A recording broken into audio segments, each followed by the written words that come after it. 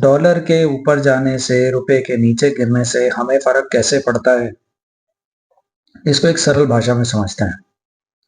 अगर $1 की कीमत 60 रुपए है और हमें कोई $100 की चीज खरीदनी है, तो हमें वो $100 की चीज के लिए, उस एक चीज के लिए 6,000 रुपए देने होंगे। और वहीं अगर जैसे कि अभी हो रहा है, हमारी रुपए की कीमत 120 रुपए है $1 के मुकाबले, तो हमें उसी $100 की कीमत के लिए, उसी $100 की चीज के लिए 12,000 रुपए देने होंगे। हमें इतिहास से सीखना चाहिए, और जिन्होंने नहीं सीखा उन्होंने इससे नुकसान उठाया भी है। हो सकता है अगर हम अभी आगाह ना हो तो शायद आगे जाके हमें भी नुकसान उठाना पड़े।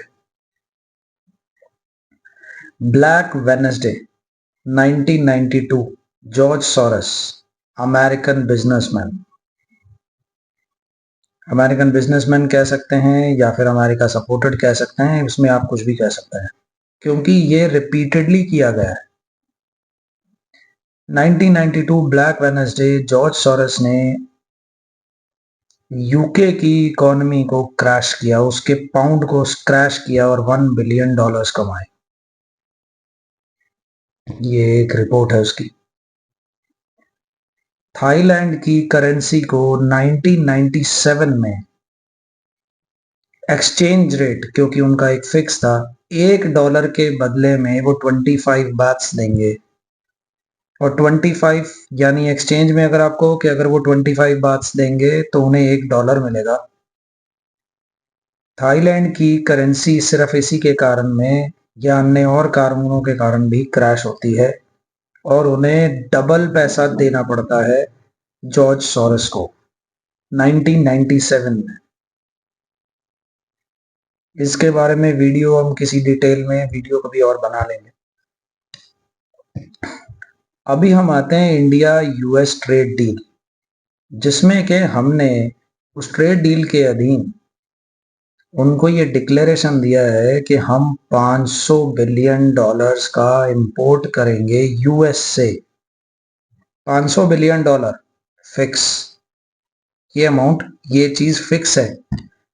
अगर हमारा रुपया नीचे जाता है, महंगा होता है, आज 95 96 है, कल को 150 हो जाता है, 200 हो जाता है, हमारी इकोनॉमी क्राइसिस होने में यूएस का कितना बड़ा फायदा है और हमारा कितना भारी नुकसान, इसका अंदाजा आप लगाइए। आज जिस चीज को खरीदने के लिए हमें 95 रुपीज देने पड़ेंगे, कल उसी चीज को खरीदने के लिए हमें देने होंगे 200 रुपए।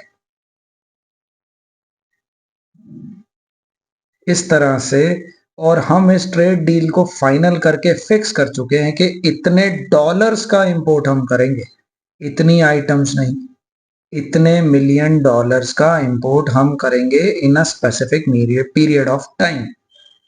उस दौरान में हमारी करेंसी क्या होगी और हमें कितनी मेहनत करके उस पैसे को चुकाना पड़ेगा, उस डील को पूरा करना पड़ेगा, इसका असर सिर्फ एक आदमी पर नहीं, पूरे देश पर आएगा।